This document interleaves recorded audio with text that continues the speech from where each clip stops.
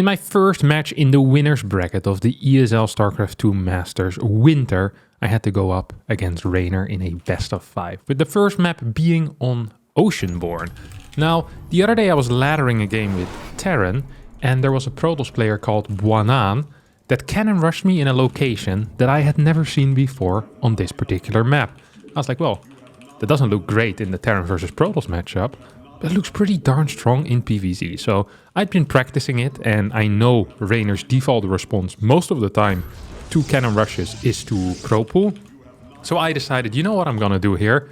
I'm just going to try to go for a little bit of a cannon rush and see what happens. And the spot that I'm using here is the spot that I just pointed out with my pylon. It's a double pylon spot, ideally with a third pylon added on to lower surface area. And we open up with a gate first. In case my opponent, you might be asking, oh, why don't you open up with a forge first? Well, in case my opponent opens up with a hatch cancel rather than a drone pool, a forge first is not so useful. It's actually a worse situation, and your cannons are still in time with this. This is not a mistake that I'm not building a worker during the chrono boost. I go to 17 workers total, then I wait, and I don't build workers for quite a while because the build is very, very tight. I start with a pylon on the high ground, and then add in 2 more pylons the moment I see my opponent pool drones. I don't think he's quite scouting it yet with his overlord, so I'm just sitting there waiting, making sure to blink as little as possible. Double pylon it up. We see 4 workers here being pulled, and I send a second worker across the map the moment I see any type of drone pool. He pulls all of his workers exactly like I had expected. And then all I need to do over here is cancel these 2 pylons, which is of course what I do. At the last possible second, I go for a double pylon block. The very top pylon here is to lower the surface area on the right side pylon, or the middle pylon, whatever you want to call it. Otherwise, all the drones can just attack it, and there's not that much I can do. He pulls all of his drones out. I decide to cancel 2 of these pylons because I don't need them in order to build any more cannons. Usually people in practice had just tried attacking the pylons, or tried attacking the pylons, and then sometimes I wasn't allowed to cancel them. But here I definitely was. I lost 1 worker already. I'm just adding on another cannon in, and here I'm about to lose my probe, but it doesn't really matter because I have 4 cannons going up already. He has his drones on the wrong side of the road. I'm pretty certain at this point that I'm winning, as my zealot is also showing up. And here I realize, wait a second, he's going to attack my pylon. This ain't good. This hadn't quite happened to me in practice yet, where they attacked a pylon of mine this late. If I had one of the other 2 pylons finished, or had cancelled one of these cannons to add another pylon, this would have been a 100% win. And as you can see, I'm pretty upset right now, as I realized that... come on. Well, come on. Come on, indeed, Kevin. Why didn't you just build another pylon there, buddy? What are you, stupid? God, like I said, I played this build about 10, 15 times or so. And not a single time had this specific scenario played out. And most of the time, you want to have majority of the scenarios covered. And I thought I did. There was no scenario in which a second pylon was a necessity. Most of the time, an extra pylon added in there just cost you money that you rather would have spent on cannons. Because at some point it's very important that there's at least 2 cannons attacking a hatchery, or with a spine defense they can sometimes hold. So although majority of the time canceling all your pylons except 1 is the correct call, because it allows you to build more cannons. In this case, where he pulled this many drones, and I knew that at least 3 cannons were gonna go up, there was absolutely no reason for me not to have a second pylon there. I should have not gone for 4 cannons, I should have gone for 3 cannons and a second pylon. And this would have been the easiest win of my entire life. As his drones were caught on the wrong side, he was gonna lose his hatchery while playing on low gas, which means he can't break out with roaches either. And if he's gonna go into roaches, it's gonna cost him so much. I'll have a Nexus, I'll have a Stargate by the time he's gonna have any amount of roaches done, and he's just gonna be down like 10, 12, 13 workers. As it stands right now, we both have a natural, but as you can see, he's mining with quite a few workers from his natural. And he's probably mining with quite a few workers in his main as well. So my position is not just bad, it is quite frankly completely unplayable. As, I just don't have enough workers. My tech is very late compared to usual. This is not necessarily a bad thing. But what is a bad thing is that, I'm just down in workers by a lot. He has a bunch of queens out already as well. As you can see, I'm not very happy with it. It's very frustrating when you prepare a build that in certain situations should be basically a default win, and then you kind of fumble the default win that I had here. I don't really like.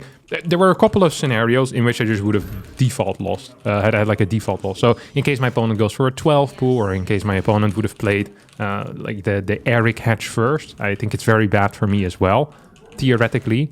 And in these scenarios, it's kind of easy to accept your loss because, like, okay, I did everything right. I knew I was taking a risk, and he just, you know, he took the right gamble and I took the wrong gamble. That's life. Sometimes that happens. But here, this is different because this is like I put all my coins on black on the roulette table, and then the little ball hits a black color.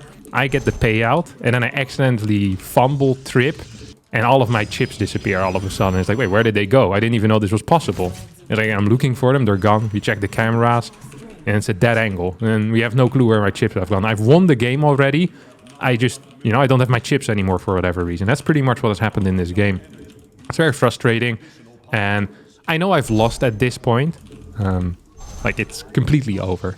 I could leave, but I think often if you have a frustrating little loss, it might be better most of the time to just stay in the game, try your best, and even if you don't win, at least you can kind of calm down. You can maybe think about the builds in the next game, and you can still try, of course. So I'm still trying, and I'm trying to make a miracle work over here. But most of the time when I'm behind against reynor, I lose. When I'm even against reynor, I lose. And even when I'm ahead against reynor, I lose. So this is by far the hardest situation for me.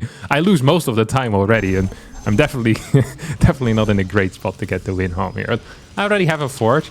I remember thinking at this point in the game, I was like, the one nice thing is that I have a forge from the early game, so I don't have to build it again. So as you can see, I was ready to build a second forge. It's actually a really bad fight by him. I think he loses like 15 links or so, and he kills 2 adepts, which is god-awful. Like, it's legitimately a god-awful trade. And I'm also doing quite okay with my oracles, despite them being very late and him having a higher queen count than usual earlier on. So, well, earlier on in relation to my oracle timings. So I'm honestly, as I'm playing this game, I'm kind of thinking to myself, like, maybe it's not so bad. I'm starting to believe a little bit. I see his fort base. Yes, it is fairly early compared to what my worker count is. And yes, I'm seeing the gases as well. But at the same time, I'm like, maybe it's possible. I'm not entirely sure what would have been the correct play here, or what is the correct play. Like, am I supposed to camp on 3 bases? I think as TOS, you always need 8 gas. That is one of those things that no matter what happens, it just remains very true. Like, you're gonna need 8 gas at some point, and sitting on 6 gases is freaking hard and close to impossible. So I'm like, okay, I'm just gonna get Storm out. Sometimes with Storms you can make things happen. I was considering the Robo Bay as well for Colossus, but the problem with Colossus in these type of low eco situations is that your opponent can often kill you while teching into high. And then if they don't kill you, they get Vipers and you still lose. So there's like 4 or 5 different timings that they can hit. And if you fumble once, or if they just have good execution a single time, you're going to lose. Well, with Storm, if you hold once with Storm, you're usually in a position where you also hold the second one and then the third one. So although it might be harder to hold the initial push, I think it is the best chance of a comeback. At least that is kind of my logic. And also I'm very comfortable playing Storm in general. And from a defensive spot, I'm not as comfortable playing Colossus from a defensive spot. I feel like if you're playing Colossus, you need to be active, you need to do stuff on the map. Because if you're not doing that, they're just going to get 10 gas, they get Viper, Lurker, and Colossi really suck against, well, honestly, just literally every single unit that Zerg has. The only reason why Colossus are good is if you're kind of constantly trading, but you're not really trading. You're just shooting and they're standing in your lasers. That is the ideal scenario if you're playing Colossus. So I see that he's up to 7 gas right now, which means that it's Hydra, Link, Bane. I'm still kind of afraid here of potential Mutas. I'd seen in previous series that he liked playing the Mutalisk in general. So I was like, okay. What I'm gonna do here is just pretend like the Muta doesn't exist, but I still want to kind of keep an eye on it, like what's going on. And usually if they play Muta, they play 8 gas, not 7 gas. His creep spread actually was fairly poor for how long I hadn't touched him. Like, this guy has been left alone for a couple of minutes now. I'm gonna lose an Oracle. I think that's the second Oracle I lose. It's pretty sloppy, honestly. It wasn't necessary. These are good force fields because I catch a bunch of his links. And honestly, at this point, once again, I'm kind of starting to believe. I have a prism on the map, which is super useful.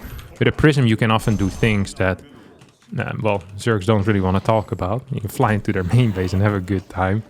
You can really make a lot happen. I also have a Zealot Runby on the map, so I'm like, well, if I can get up to 150, 160 supply against Hydraling Bane, maybe it's possible. Like if you have good supply, but he's a crap ton of, like his army is actually freaking huge. Like he has a massive army. His army is so freaking big. It's crazy. Like look how many Hydras that is. See, the queens are in the main base, so I can't really go in there. Not the greatest fight. It's really far out in the open. I have some poor control there, but I keep 2 of my Templar alive. He dropped in my natural with some Banes. Not the end of the world, but I miss a storm here. The problem is I can't attack into him, right? So he can just split off 4 Banelings at a time, and there's really not that much I can do about it. I try to hold over here, but I mean, it's really no purpose. I just don't have enough units. And at this point, after losing my prison, I decide to tap out. You see, I'm fairly upset. This is still about the cannon rush. And I just checked the state of the game and I was extremely dead. Alright, game number 2 on Hecky. It's the first map that I picked. My opponent picked Oceanborn and I went for Hecky as the first map. Really like the way that those maps lined up. I had 2 interesting builds for these maps. As in, here I'm going to go for a no scout into a very quick Oracle. So, well, just a standard target timing really of a no scout. Then 1 Oracle into Glaive Adept. In general, I felt like the Glaive Adept openers have been underused a little bit. And I got some inspiration from Hero playing against Dark in, I think it was the Korean StarCraft League last week. In which he played 2 or 3 different Glaive builds and completely destroyed Dark. I was like, wow, that looks pretty freaking strong. Let's see if we can copy that success. And then I also had a talk with Lambo and we kind of agreed on a set of builds here. You see, Lambo strongly advised me 2 types of builds, and this being one of them. A no-scout, tight Glaive Adept timing of a single Oracle.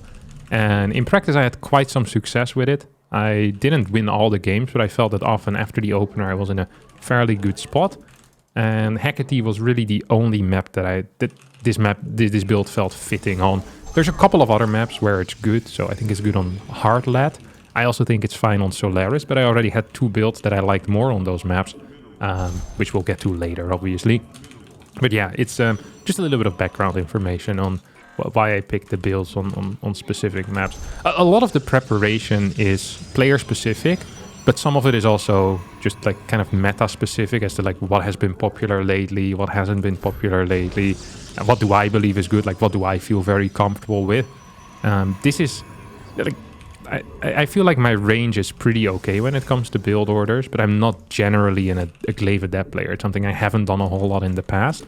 And I think that is an advantage in a way where your opponent, they don't really pin those builds on you. You're like, okay, you know, usually whenever you think of an opponent, so when I think of Reynor, it's like, what is he capable of doing? And you have a list in your head of things. It's like, okay, this is something he can do. And in Reynor's case, I think a lot of it is, there's some roach all-ins of medium or like medium-low drone count. So like 50 drones. We see some roach all-ins. 66 drones. We see some roach all-ins with +1 often.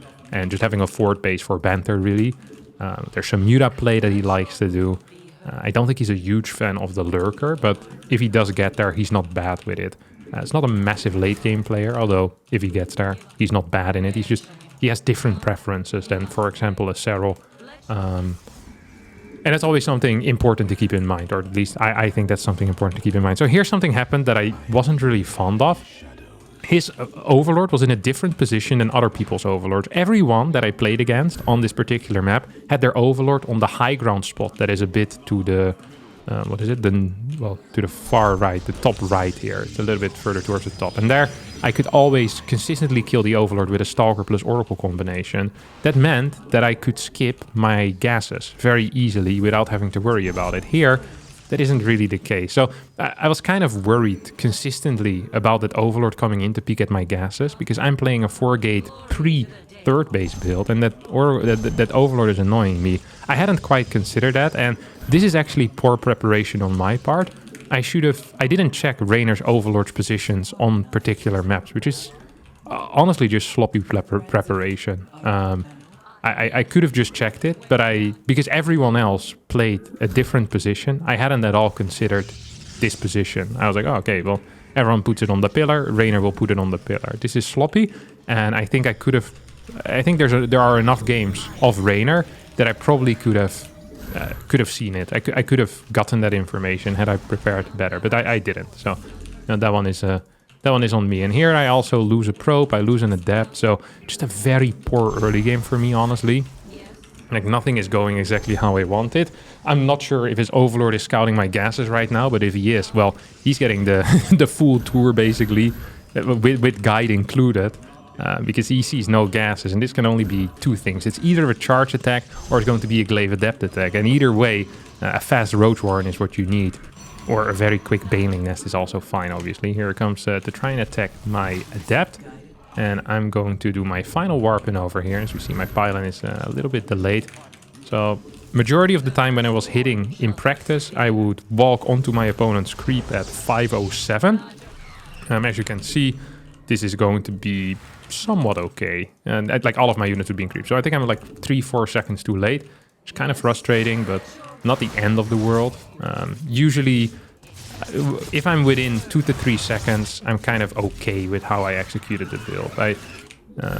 The things happen in tournament games, or if something weird happens, and that's just what it is. Here I shade forward. I feel like I should have kept my adepts perhaps a little bit closer together, as I get a robotics facility. And I'm just kind of running around here. I'm trying to get some stasis warps down, but, well, I'm getting them down. He's just microing against it, which is obviously very frustrating. I'm planning on shading into the main here, so I'm going to let this finish indeed. I have another stasis going up in the natural, as I'm also just adding a couple of sentries. These bad boys are in here, and my second oracle has also now arrived. I'm just not getting a whole lot of drone damage, which is a very serious issue. So I feel like I could have killed some more drones here had I microed these 3-4 adepts a little bit quicker. So my oracles now are moving once again in towards the natural, and I'm honestly not very happy with the damage overall that I've dealt.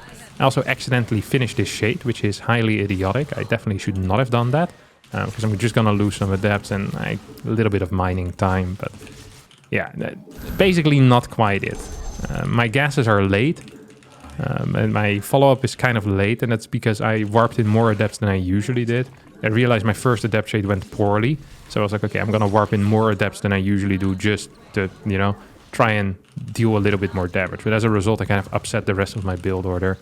I think this was a deviation from the plan that, in retrospect, I'm not super happy with.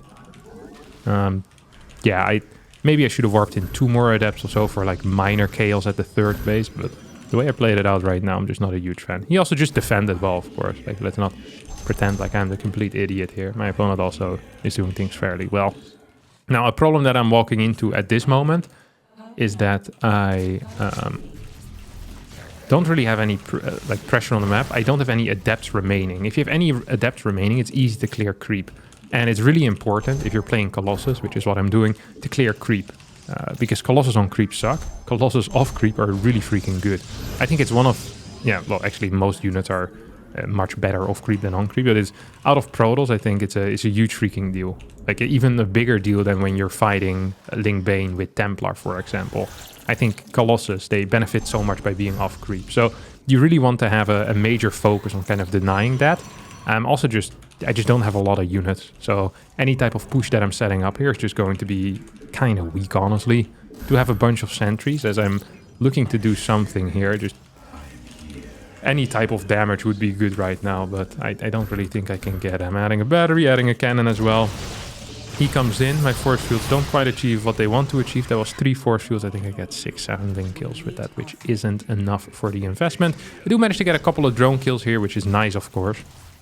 But I also managed to hit the extractor, which means I have 1 less drone kill than I probably should have. See that he has a 5th and very little creep on the left side, so I'm like, okay, let's see if I can push there.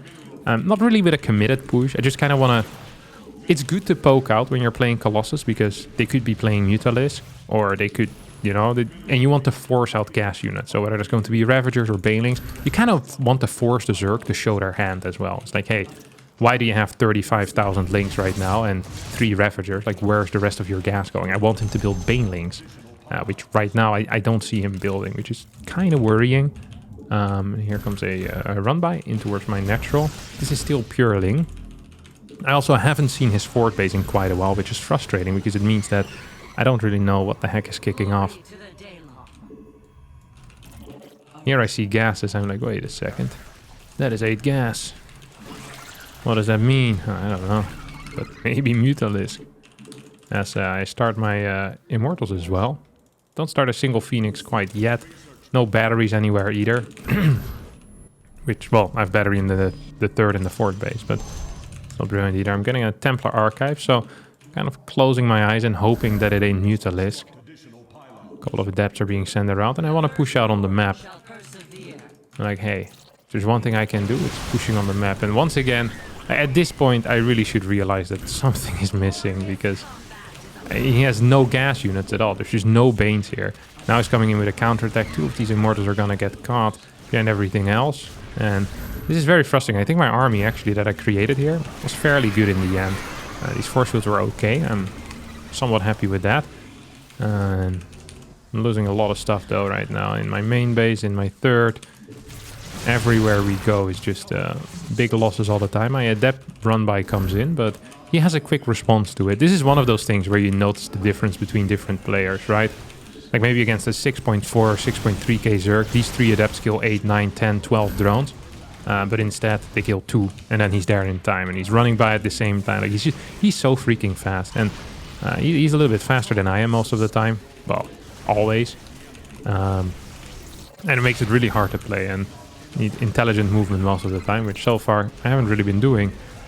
Trying to save these probes. My probe count has already been diminished by honestly insane amounts. I've lost my third base, which is frustrating because I see that he's still on 4, and I'm not even properly saturated on these 3. So I'm in a spot right now where, yeah, things are looking pretty freaking dire. He has a lot of Mutalisk in that space, which means it's hard for me to move out. The moment I move out, he's just going... I either need to leave like 40 Stalkers behind, and then I can fight, or if I don't leave Stalkers behind, he's just going to win a base trade. So there's only bad decisions to be made for me right now. I make the decision to do nothing. Pretend like life is fine if I can just shoot a little bit of a Phoenix beam at him every 5 seconds. And, well, it obviously isn't. Here I decide, you know what, never mind. But he also decides, you know what, never mind. I'm just going to attack you, buddy. We've had a good time over here, but it's time to die.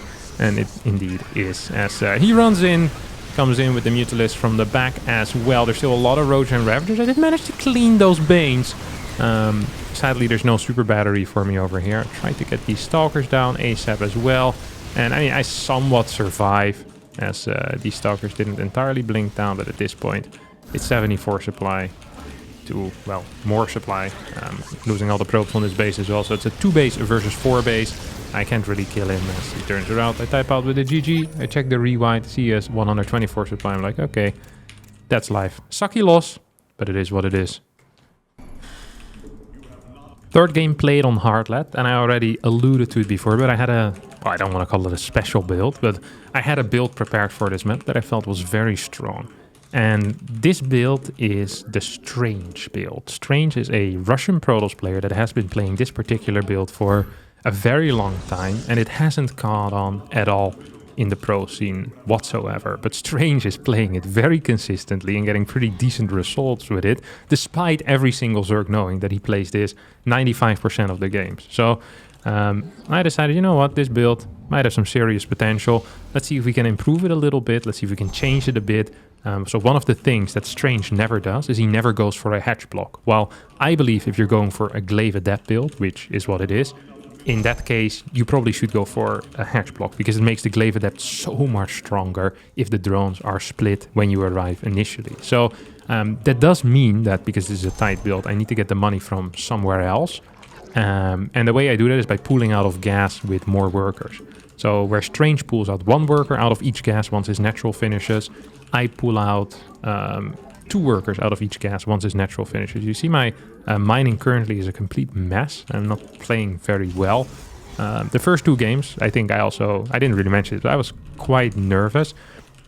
Whenever I prepare much more, like the more I prepare, the worse I tend to play in the first game or so. But it felt like at this point the nerves were pretty much gone, because, well, I was practically dead anyway. I had to reverse sweep Reynor, which is a very difficult thing to do. Usually taking a map against Reynor is already a very difficult thing to do. So, you know, I was under no illusion that my chances here were very slim. You can see I'm not very happy with the way that I'm executing my build so far. I messed up my initial gas timing. I got it down at 18. instead of 17. I messed up some of my probe mining as well, which is one of the things that's actually very important with these types of builds, is that you're hitting 3 seconds faster can be such a huge difference. It might be the difference between a roach having popped and a roach not having popped quite yet. So yeah, I'm not super happy with the entire early game. Once again, just the first 2 minutes. The funny thing is that this is about as hard as playing against the AI. You know, the first 2 minutes. Not like there's a whole lot different. Except so far it hasn't really been my day when it comes to the execution. So get my Twilight Council down. I now notice that he's going in towards my main base with his Overlord. This is a move that is extremely risky. If the first unit is a Stalker, or if the second unit is a Stalker and I chrono it, he's going to lose that Overlord. However, I decided to go for Adept Chrono, Stalker no Chrono, which I now realize was a mistake as I saw his Overlord pretty much trying to commit over here.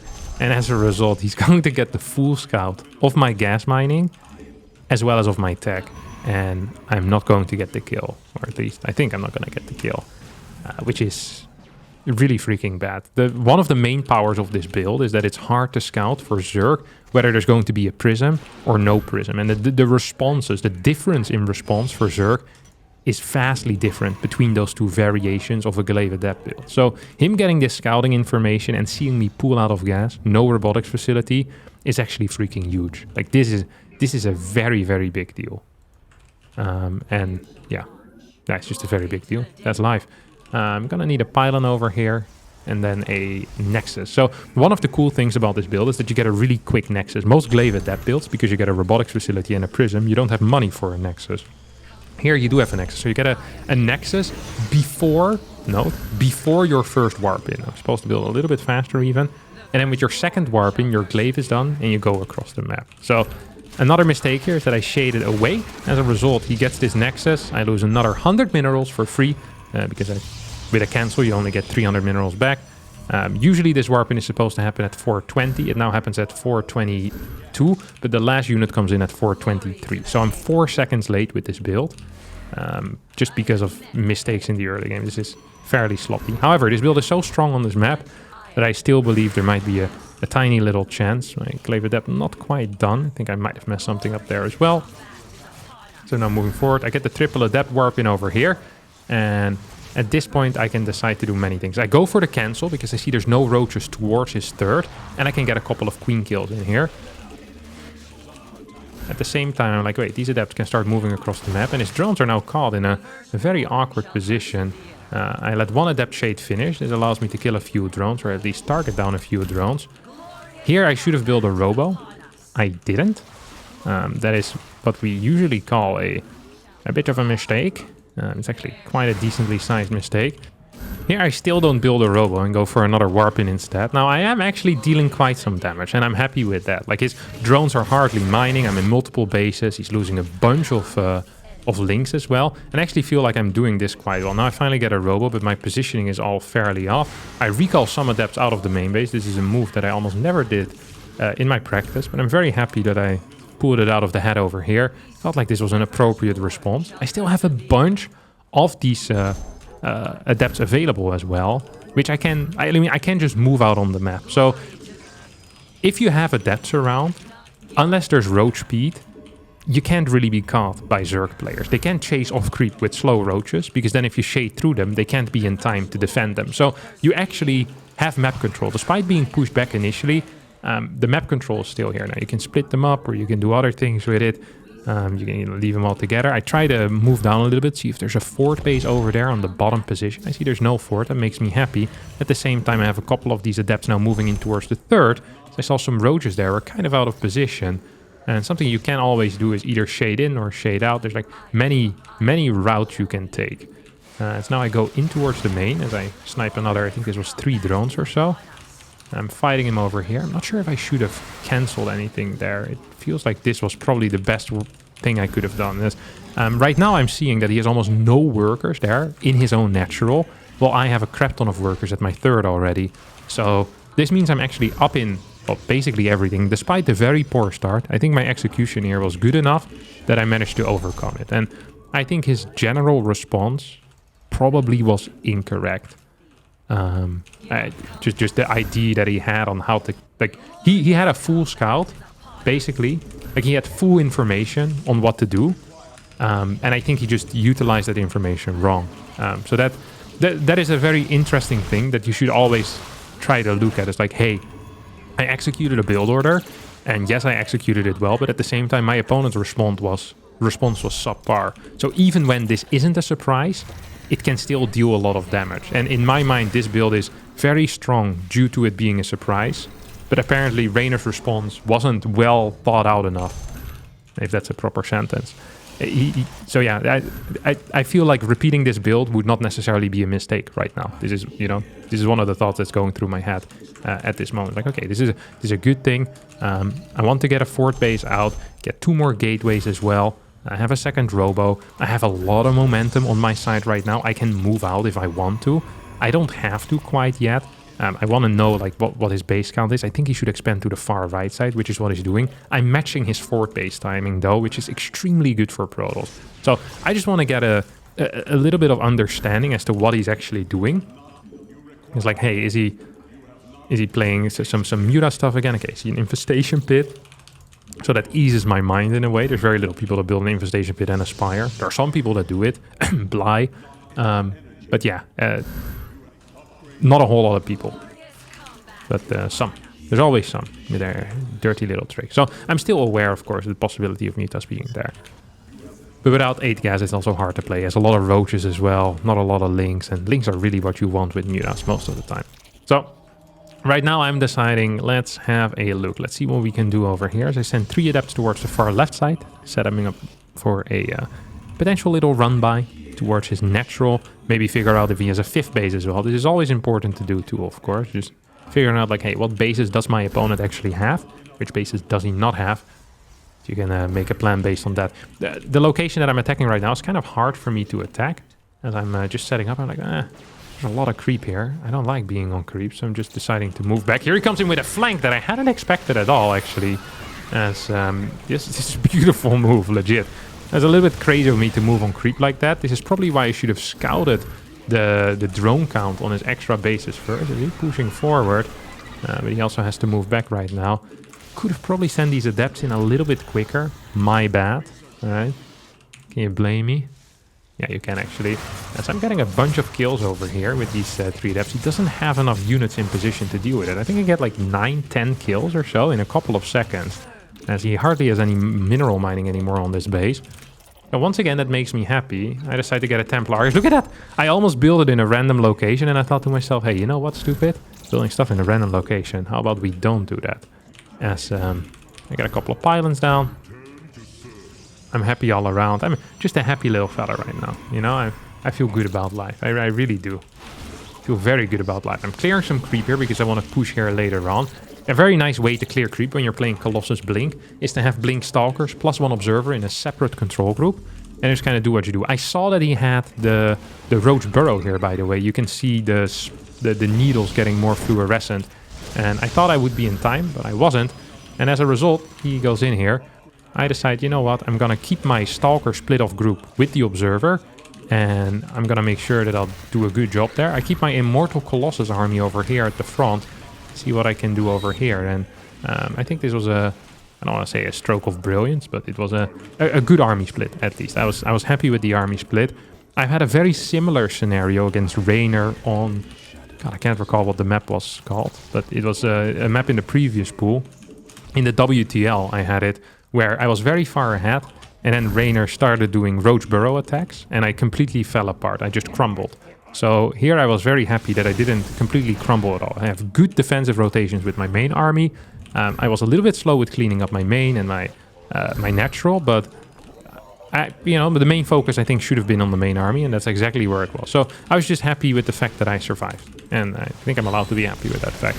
I am a maxed out Protoss right now. I have a good army, a lot of Immortals, a lot of Stalkers. Stalkers are not so great in large numbers, but I know his eco is balls. He most likely doesn't have a 5th base. So, yeah, I'm actually quite happy about life right now. I'm looking at these situations and I'm thinking to myself, hey, like, what is the worst thing that's going to happen here for me? Like, it's probably Lurkers. Like, there's no way he's playing Banelings. If he's playing Banelings, he's freaking dead. So it's Lurkers, and it indeed is Lurkers. But I have a crap ton of Immortals. So I feel pretty happy about just life right now. I'm like, oh, okay, this is going quite well. It's gonna get 2 immortals. I try to move him back. I think I save one over here. Or I pretend to save one, and then I still lose. And at the same time, a Zealot run by in his natural. He has a Ling run by in my main. Both of us not really paying attention. He's not really here with a whole lot of lurkers. I decide to blink in. I'm like, wait a second, if you're not there with your lurkers... Poof! Little Viper shot. Beautiful micro, honestly. Get another big warp in, or big. Get another minor warp in into the main base. Probably should shoot that freaking overseer. Yeah, there you go, Kevin. Good job. Get a cannon in case he burrowed his links. I didn't see if I cleared them or if he burrowed them. Either way, I'm going to be capable of getting them. I split off some stalkers over here into my opponent's natural because I want to kill that. He takes down a Colossus. At this point, Colossus are nice, but they're not great.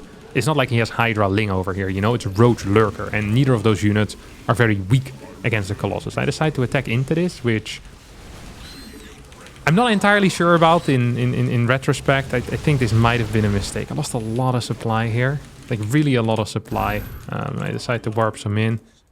Send a Zealot run by in towards his forward base. I have some Stalkers in his main still, which I'm not quite sure what they're doing. Okay, they're just kind of bumming around. I decide to recall them, which I think is really quite a nice move. I get a bunch of worker kills over here as well, as these Immortals could have potentially been, you know, killed. But they didn't, so not really a miss rally. I'm late with my 5th base, which is something I do regret, but at the same time I see that he didn't respond to my Zealot run by at all. I'm getting my first Templar out as well, and we still have a high Immortal count. So although it doesn't look great, I think it looks fine, and sometimes looking fine is all you really need. I'm just going to send a couple of these Stalkers over with an Observer. I don't really have vision on the far right side as I expand towards the bottom, and I also expand over, or actually I canceled expand towards the bottom and I just build it over here. I'm like, wait, that makes no sense to expand towards the bottom. Why would I do that? Here I play a pretty nice move, if I may say so myself. I see that he's here with his entire army, and I immediately send my Zealots around. I'm like, wait, if you have your entire army here, what is defending my Zealots at home? And because I have a run by on the map, I'm now allowed to go for a base trade, because I'm going to kill his stuff faster than he's going to kill my stuff. So yeah, I'm just very happy with this overall scenario. I'm like, hey, I can blink in here. Maybe kill a lurker, maybe kill another lurker. No, I can't. God, they burrow fast, don't they? Do have Templar in my army, and I think I killed a bunch of workers on the top side base as well. He has lurkers there. Zealots managed to run away, which is always good to do. If you can, please run away with your Zealots. I see he hasn't rebuilt his natural yet, which means that he's technically on 3 bases right now, because he isn't really mining from the bottom base. I'm just kind of going in. Once again, a bad rally with an Immortal. You'll love to see it. I think I'm a classic at this point. So yeah, this base isn't mining. If I can clear this base, then... Where'd he mine from? I never actually scouted the top right side. I wonder if he had that. There's a couple of drones over there. I have vision with my Observer, and I preemptively storm this. Very nice, if I may say so. Very nice indeed. A bit of a Ling run by. I'm building cannons, I'm building other stuff. The moment he moves out, he knows he's going to lose all of his mining, as well as all of his production. And it's going to take much longer for him to get the same thing done on my side of the map. And also, I think currently my army is just stronger, especially when he's moving. So I decide to add a Stargate, because I want to get a mothership. I also want to get carriers or Tempest. I'm outmining him significantly. The only way he can win is by sitting on 3 bases, maxing out with 35 lurkers, and then killing my army in a one-time go fight. So the one thing I want to prevent is a one-time go fight. So I want to split up my army at all times. And also I want to transition into carriers. There's no way that he can get Spires out and... well, do anything with them. Like, even if he can get a Spire, he might be capable of affording a +1 upgrade and 2 Corruptors. But that's not quite going to work if I have 2, 3, 4 carriers. Going into Hydras is also not very realistic. He's sitting here with Vipers. I'm like, okay. Maybe I should have been... actually, I think I'm happy with the way I approached this entire situation. I'm like, okay, this is not an issue. I just want a larger army as a run-by army than have an army that can stop any of his pushes here right now. Like, he can push into me, but I can defend that. I can not forever, because he can leapfrog, but I can defend it for a little bit, as long as I'm in position. I get caught out of position. So, a little bit unfortunate. And one thing I really should have been doing is staying in position, but I'm fine because I can also still just base trade. I basically had a safety mechanism implemented there, and I'm happy with how this is going anyway. So he's going to kill my 5th base. I'm going to kill 2 bases at the exact same time. I am afraid of getting surrounded here, as he really starts seriously attacking me at this moment. He just taps out with a GG, and I win my first game. I'm very happy with it, as I should be. I'll be going into game number 4. And map 4 is going to be played on Alcyone, or Alcyone, however you want to pronounce it. I don't care. Go for another hatch block. And on this map, I have a particular plan. The entire play is basically for me to kind of work around occupying the middle of the map where the watchtower is. I always feel like on this particular map that the watchtower is so freaking important, and it's hard for Zerg to get there because adepts have real neat locations to be tucked in. I can kind of launch attacks from there as well. Oh my god, look at me microing those probes. You can see I'm on fire right now. Pew! Quick, solid, boom. Doing everything as fast as I can. Beautiful stuff. And then the goal is to get 3 to 4 oracles. Now, most likely 4 oracles actually. 4 or 5 was actually the plan in my mind. Actually, okay, this is not a fun story, but it is a story nonetheless. So in practice, I was doing a lot of 5 oracles. And then I looked at and I was winning quite a bit. So I was like, 5 oracles is really good. And then I started looking at the replays and I was like, what does this 5th oracle actually achieve? I literally achieved nothing. It's just that the 4 oracles was so good that I was still winning games despite building a 5th. And my 5th oracle wasn't actually doing a whole lot because it hit so late. It didn't add any significant change into the game. Like the impact of the 5th oracle was almost nothing. Well, it did impact, how quickly I was getting my follow-up going. So then before I decided, okay, I'm not going to get a 5th oracle. That's stupid. But the 4 oracles I was very happy with. And the reason why 4 oracles on this map I think is quite good is 1, because there's a lot of angles you can go into, to the main, to the 3rd, to the natural, into the 4th. Like it's pretty hard to defend. And on top of that, very often players take the gold base and then go for a queen roach attack. And against queen roach attacks, I really like having 4 oracles ready, because in that case you can just basically win with the oldest trick in the book, and that is scaling all of your opponent's anti-air while you do have air. So I see his hatchery here, which he built in the wrong location. I had never seen this before in practice either. I was just looking at it thinking, this is... So sometimes when you see something, you're like, oh, I've never seen this. This looks scary. Here I looked at it and thought to myself, this just seems really dumb. Like, there's legitimately no purpose to placing the hatchery on the wrong side. You can mine 1 mineral patch on the bottom, build it on the correct side, then clear the rocks, still have a free path, and you have easy access to 2 extra mineral patches. Like, this is legitimately... I thought, like, I already noticed that in the moment. I analyzed the situation, told myself, this is bad. And now knowing what I know after the game, I once again will state, this is bad. It is something that might look cool, but it really serves absolutely no purpose. All right, this is actually just completely useless. I don't think there's... The only reason why you would do it is to have slightly faster creep on the map, but it's only a 1 creep tumor difference, the positioning of it. So it shouldn't really do all that much. So yeah, I was very confused by this, and it does make his drones extremely vulnerable to oracle harass all the way throughout. So, and he just mines less, because you see the 2 gold patches in the far back are, well, they're not very safe at all. And this poor position makes sense, but also it doesn't cover all the patches. So you're gonna need better queen movement. You're mining less, and all it does is make you attack a little bit faster. Now, that did, of course, motivate me to make sure to scout for any potential roach attack. So here we go. Boom. Get 2 kills for free because, well, they're mining way far out for no reason whatsoever. I'm like, well, that's interesting. Not sure why you do that, but thank you very much, good sir. I don't know, this feels good. Happy with all of this. I get one stalker out exactly like I shoot. My plan was to make a move out with 4 oracles, 3 stalkers, and 2 adepts. And then I have a forge behind it. The forge doesn't want to research. The forge is just there in case I'm being roach all-in. I can build cannons. And so yeah, I don't actually want to spend gas right now. The gas is the one resource I really need to... I can't afford to spend. Because I need to do a double stalker warp in, as well as build a twilight and a robotics facility. So I built a robotics facility at the twilight, and now I want to warp in 2 stalkers. And then we start walking on the map. About 5:12. This is kind of how it was in my practice. Actually, exactly how it was in my practice. The plan here is to split off 2 of these oracles, so I can go harass with them. Very often, when minor push-outs are being done like this, the way that Zerg likes to defend is by pulling the queens forward. So that's exactly what's happening here. My opponent is pulling the queens forward and builds a bunch of links. So I'm like, okay, that's interesting. Pull the queens forward. What does that mean for the gold base, right? Well, it means that the gold base... There's no freaking protection except a misplaced spore. So I get 4 or 5 kills. I get a revelation off for free as well. I start my charge upgrade and I see a roach being produced.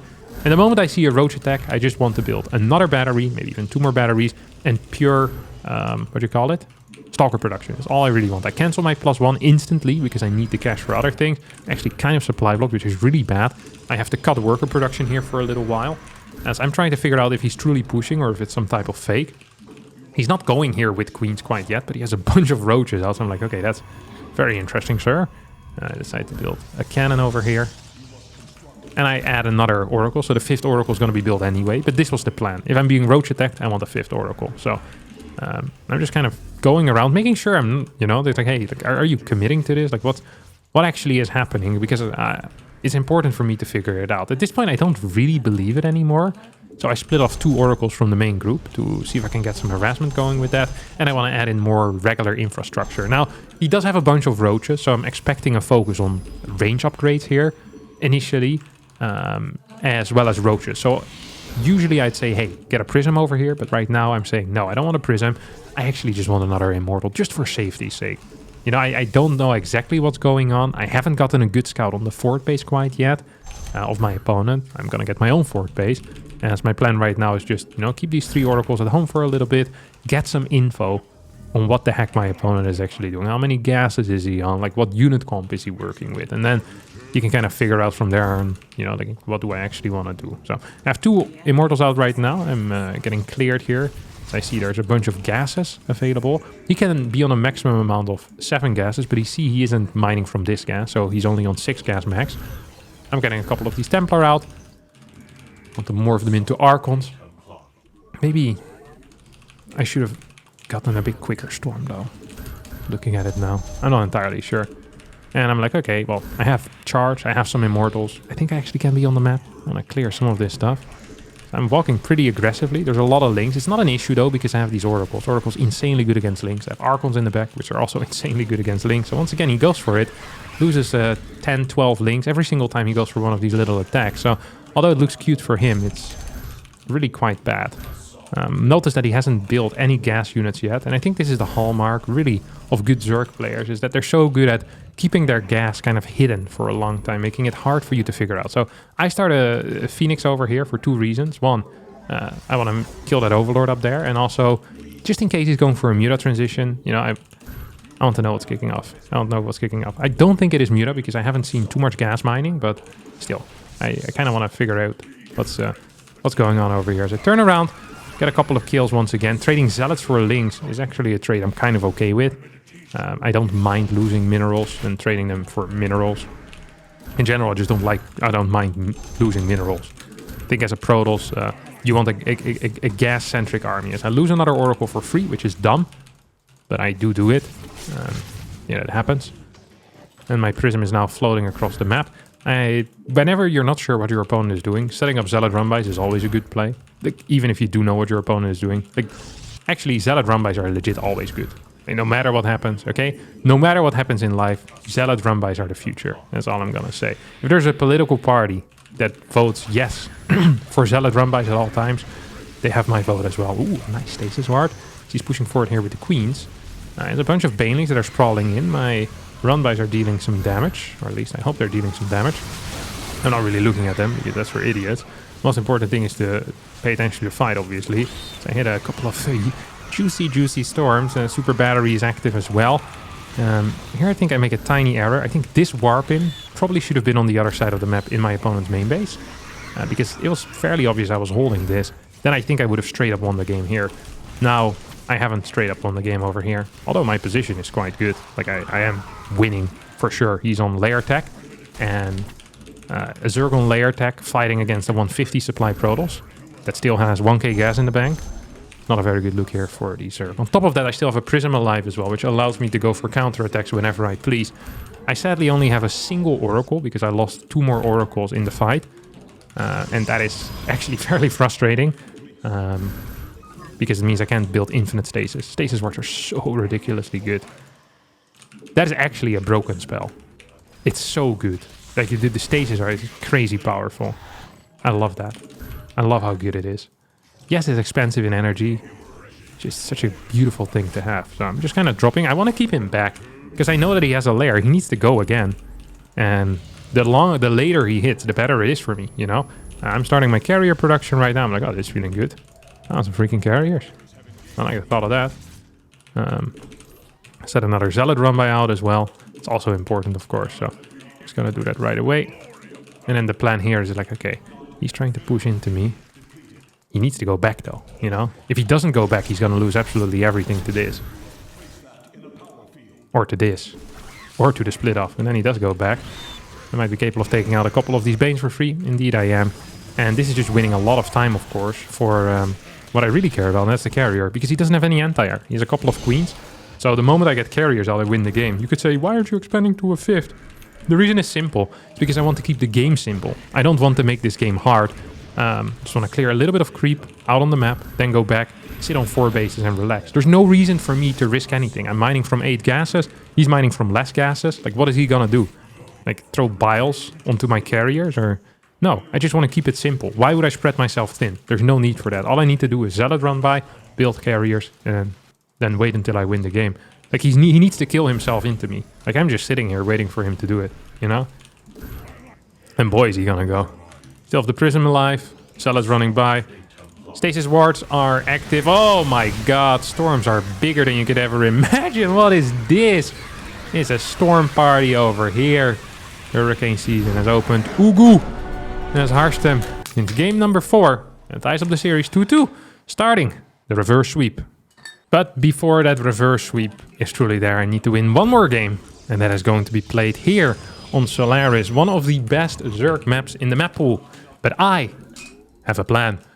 The plan isn't great, but it's a plan nonetheless. It's the same build that I played in game number 3 on Hardline. It is indeed the build created by Russian Protoss player Strange. The Strange build, slightly improved by Harstem, of course. You know, it's a slight modifications.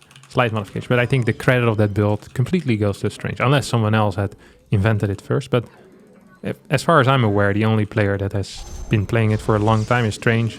He does have very different follow-ups most of the time from what I have. But the initial thing is, yeah, as far as I can see, it's his. You know, he can have it.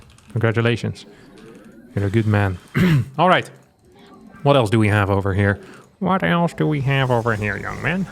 Let us see, let us see. Gonna have a little probe going into the main base. And boom.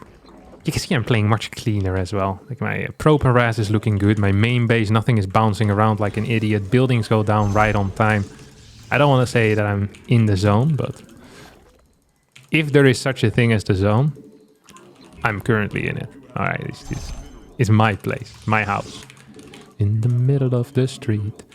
So yeah, the plan here is simple. I do have a difference of execution though, where last time I went into what could be considered a semi-macro game, because the game went like 12, 13, 14 minutes. This time I want to go for a very fast Immortal all-in as a follow-up. This one is actually completely stolen off of Strange as well. Once again, shout out to him.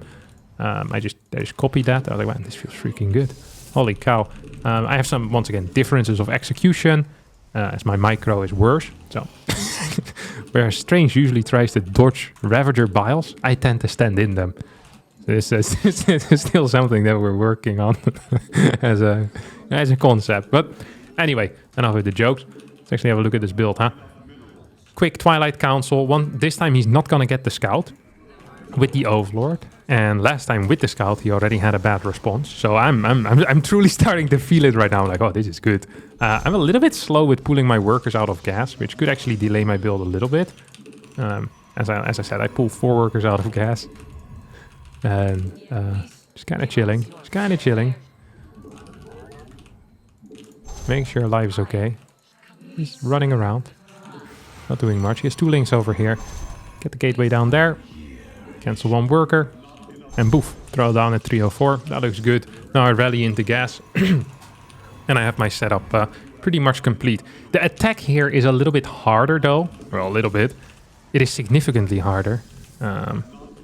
Because you need to walk up a ramp. Walking up ramps is the scariest thing to do for a Protoss player. For any player really. Walking up ramps is horrendous. It's something I do not wish upon anyone. Except Zerg players. Because I hate all of them. So here I'm just checking my worker count. And here my camera also died. So I'll be putting a picture up here of myself. Just pretend like I'm still there. Alright? It's not like I'm gonna pause the game. He's like, oh, my camera's gone. I did notice it, but I was like, oh, whatever. I don't care. Because I was in the zone, all right? People in the zone don't care about the camera. Although, if I was truly in the zone as a content creator, I probably should have cared about the camera. But he came in here clutch. I warp in, first warp in, 1 second late. And that means that my next warp in should be in time as well, unless my pylon is too late, which it isn't, because I've already built it on the low ground. And this one comes down. Yeah, this is, I think, a 2 second faster execution than I did on the Hardline game. Still 1 second off, really, from what it should be. So there we go, 421. Last time I think it was 23 or 24, I said.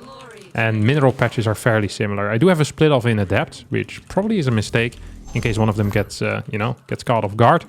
Very important if you're going for the all-in is to not forget the robo, which is what I did last time. So let's hope it's not going to go this poor this time around. He has some nice control, honestly. I'm quite impressed by all that. He has 5 queens in the front. I throw down the robotics facility exactly how I practice it, and I move straight to the ramp. I see he has a bunch of roaches, not a whole lot of links. That means I can just run away from them and then shade into him. And this is exactly what I want. This is a nice Evo block, though. Like, this actually was a very, very solid Evo block. I was kind of impressed by that. This shade also wasn't all that. I needed the shade in towards the natural, though, because I had units coming in towards the third. So, although the shade to the natural was bad, it allowed me to deal damage in the third. So then it wasn't bad. You know, sometimes for the greater good, you have to sacrifice some young adepts. You get what you want. It is what it is. Sorry, Mr. Adept. These 2 guys that went to the natural, they've seen some stuff, all right? Like, no! Why would you do that? There were 5 queens and 3 roaches. You knew it was a bad shade. It's like, I did know, indeed. In retrospect, maybe I could have shaded out and just threatened to go into there.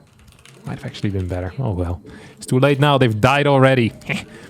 As I'm throwing down a couple of extra gateways, I show the same amount of sentries as I showed in game number 3. So that is 2 sentries. And then the other sentries I just kind of hide. It's funny because he's trying to scout and I'm denying the scout. But actually, I don't want to deny the scout. So I think here I decide, I'm like, wait, I don't want to deny the scout because I'm faking gases. So I'm like, wait a second. I'm showing my opponent that I'm not all-inning. I want him to see this. Like, I want him to see that I'm not all-inning, that I'm playing a macro game over here, all right? I'm playing macro, Reynor. Come and scout me. So here I see the link. I'm like, oh, that's nice. That's real nice. That's just beautiful. I'm not actually saturating these gas because it doesn't matter. And really all that does it might have gotten him another round of drones when really he just wanted more roaches at this point, right? It's right now he wants freaking roaches. It's all he cares about. I start moving out across the map. I think I picked the wrong area to attack in. I think I should have gone to the far right, but I decided to go onto the ramp, which I think is a mistake. I also could have gone to the left. I think this might actually just have been the worst area to attack upon. I'm not entirely sure why I did that, but my plan was, one of the things I noticed in practice is that A, if I shade off adepts, they deal a lot of freaking damage, and B, something else that's actually really powerful is just straight running in, because then they don't quite have ravagers yet. So I was like, all right, shortest road to my opponent. But I think I think the area I attack in isn't great. It actually took some time to take out these rocks, so I wasn't actually that fast. And he's throwing down biles, and as I said, one of the things I do very well in my execution is that I often walk into the biles. I get a robo and a forge, because I'm floating a little bit of money. Scoot the macro behind it, of course, as my adepts are now behind what my opponent has. I'm trying to shade off units into those different bases to try and get a couple of drone kills. I think his main base is actually fairly empty. I think I'm about to show it in a second or so. I'm like, wait a second. Did I kill all these drones? I probably just ran them away, but man can dream. I do make a mistake here, and that's I don't check the fort base. If I check the fort base and I can just shade 2 adepts there, he can't defend it because he's completely isolated there. I do scout that he has a spire as I'm pushing in for it. I'm like, okay, this is looking real nice. 133 supply for me. I'm just continuing to push in. As now I'm getting pushed back a bit. I go, wait a second, this ain't nice. This isn't what I signed up for. I'm starting to feel it already. I see drones now shading over, or what you call it, transferring over to the next base as I stand in another bile with one of my adepts. Actually getting pushed back by a significant amount. And I go, this doesn't look so nice for me, boys. This doesn't look nice at all. And although I've seen the drones moving towards the fort, I'm never truly realizing that there is a fort, which Once again, it's really quite a mistake, isn't it? I just don't quite understand what's kicking off, I think. Which is, yeah, it really ain't great. I'm shading in towards his base. He has no workers here at all. I'm like, wait, that's freaking weird. Now I see that he has the base. I'm like, ah. Maybe I did realize. Okay, that's interesting. Shading towards the natural, maybe. Yeah, that's indeed what we're gonna do. And I'm feeling like I'm in a good spot. I've scouted basically everything. I know that he has a low drone count. I know he has a spire. I do have very little income, and I don't have a fort base yet, which sucks. I have too many workers in general. I get a battery. So I really believe that I'm quite far ahead.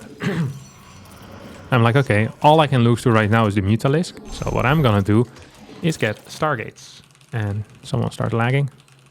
Obviously not very happy with that, but it is what it is.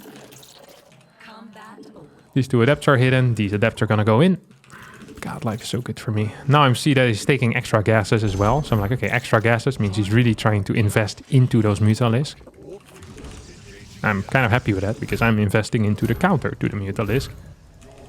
134 supply to out of 147. I don't actually know what his supply is right now. As I mess this up completely, I lose 2 adepts for free.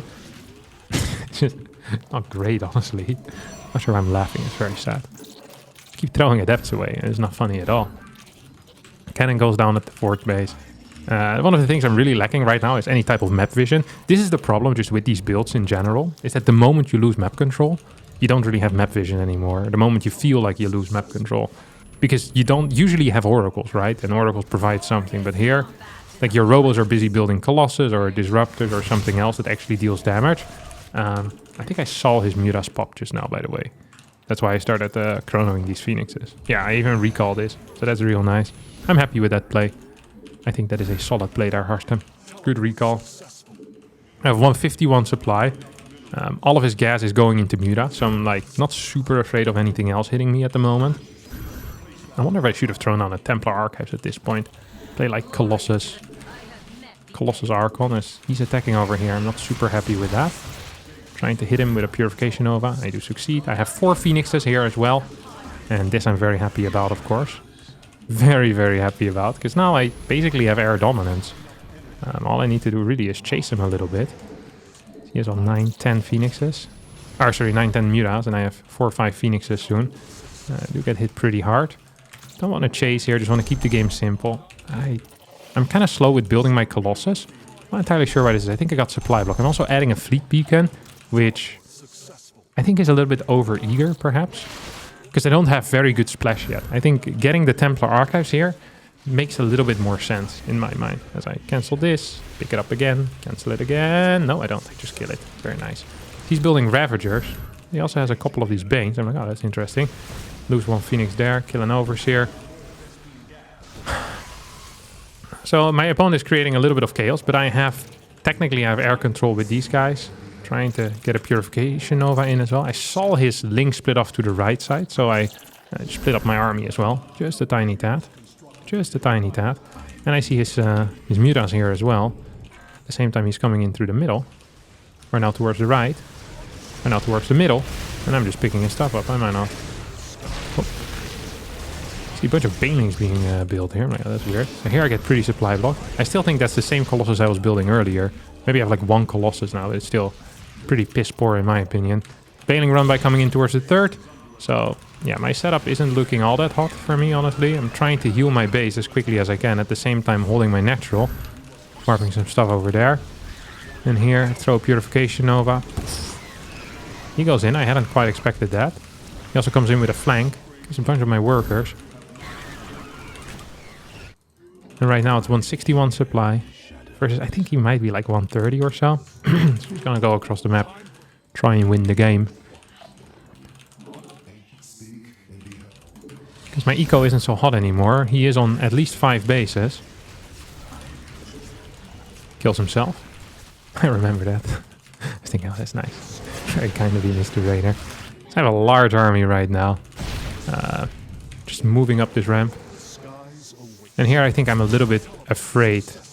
I think I should have just gone in. Because it's not like the situation is going to get much better for me. And right now the situation was quite good. So killing this base is nice, but what does it do for me? It just gives him more time. And my army, it doesn't get much better right now. It's not like I have some epic new tech coming in. Well, his Baneling count is going to grow, which is the only thing that truly matters. So there's two things I can do right now. Thing number one is I can just sit back, relax, and defend my bases. And if I succeed and get a maxed out army with a bunch of Archons, I will be fine. Or I can, you know, I should have pushed in there. And I decided to go for the relaxing move here. I'm fighting him with my Phoenixes. Picking up a couple of these Ravagers as well. At the same time, I'm fighting him upstairs with my main army, which is also quite nice. But it does mean that I have an opportunity. I leave an opportunity here on the map for him to kill my third base. And that's exactly what he does. Here I just get caught out of position. At the same time I get caught out of position on top. I think I just incorrectly split my army here. And now I feel very all in because I am on two bases. And I am very all in, really. My army basically has gotten worse since last time I went in. But now I'm forced into going. I really think if I would have had a good split here, just like a Colossus with 6-7 Stalkers and Archon on the top side, and then the rest of my army on the bottom, I would have been just fine. My Phoenixes can always clear units the entire way through, but I didn't do that. Now I'm forced into pushing in here. Comes a big lightning cloud on top of my army as well. I still semi-believe that I'm doing it. Then comes the Link flank, and against that I just don't have enough stuff. More Banelings coming in as well right now. And I lose the game. And I lose this series, despite my best efforts. And that's going to be it for me today, my dear friends. Thanks all so much for watching. I hope you did enjoy it. If you did, don't forget to hit the like button, subscribe to the channel, and see all of you next time for a new video. Thanks, and bye-bye.